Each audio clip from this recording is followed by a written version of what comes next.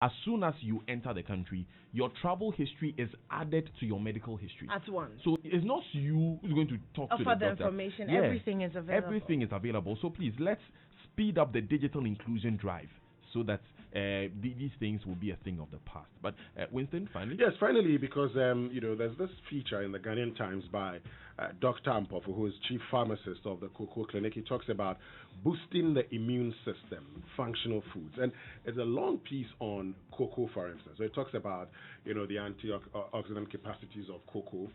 If you take it, it actually boosts your immune system. And so for all of us who are thinking around this time, yes, it is good to take a lot of things that would boost your immune system, but don't forget our own cocoa. And for persons like Enimwa who likes chocolate so much, there's a part here that says chocolate was used as a patient's diet in the 19th century. You don't say. And I always knew that was something amazing.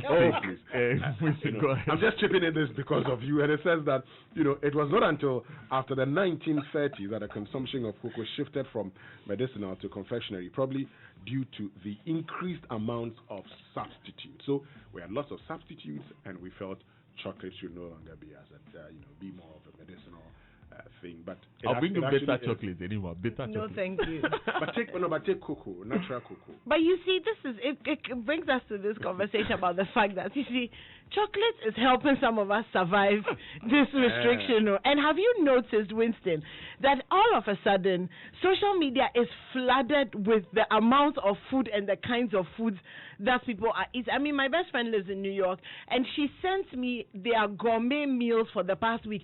And cooking, roasting and steaming. And I noticed, even here, every day somebody has posted, some people's status, if you go and look, you just be annoyed and you'll be hungry. Talking about cooking and roasting, you're actually worrying the young man, Daniel. I will have you know. You cannot do any of these. Listen, I will have you know that you've been cooking rice. I've been cooking rice. so others are working from home. Me, I'm eating from home. So whenever I close the show and I go home, I have my rice cooker. I have stews in the fridge. Not cooked by me, please. I'm not trying to commit suicide. But you see, it's been really good business for these people who cook stews and in bulk so that you can keep them. I have a few in the fridge. I cook my rice. It's even it saves money. So you actually doing rice every day. Yeah. That's another. But tell us this morning, what are your eating habits like? How have your food habits changed? There are also so many memes on the amount of weight people are going to put on and come out with after we come out of this restriction. And the amount of food that the children are consuming. It's not a joke. Hey! Seriously, look, I saw, like you're talking about, you have a lot of, these. Now, I've seen the food challenge on certain pages that I am. And so people wake up every morning, and they take a shot of the picture, a shot of the food they're about to eat, and then they put it on the plate. And I'm asking myself, this friend of mine, at least I've gone out to eat with him, but now that he's staying at home, the guy has doubled his intake of food. So the question you ask yourself is, the food that we have bought and said, we're going to stock it, would it be enough for us? Exactly. Or can the country provide enough for us? I'm glad you brought in that question, because I was asking Karen the very same thing, and this is why it came to mind. Because the food will be there tomorrow for you. It will be there next month and the month after. That's Agric Minister Dr. Osei Koto saying that, look, there's enough food from our farms coming into the markets. But some experts have disagreed with him.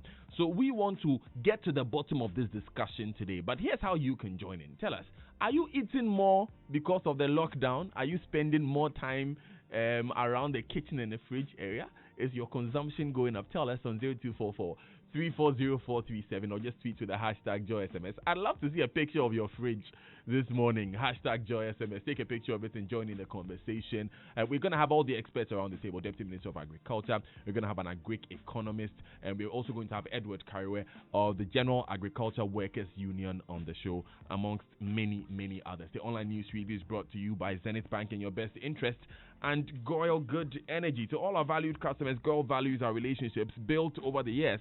Let's keep ourselves free of the coronavirus disease and keep our station safe by observing the following. Cover your mouth with tissue when you cough and dispose of the tissue immediately.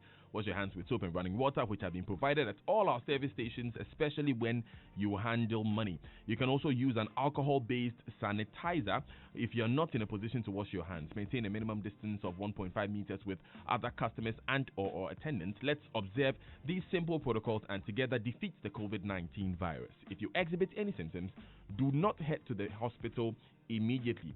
Now, as we all join in the preventive... No, before I even go ahead, I've heard from Robert Tre of Goyle. He's telling us the new petrol prices taking effect from today, from 7 a.m. this morning.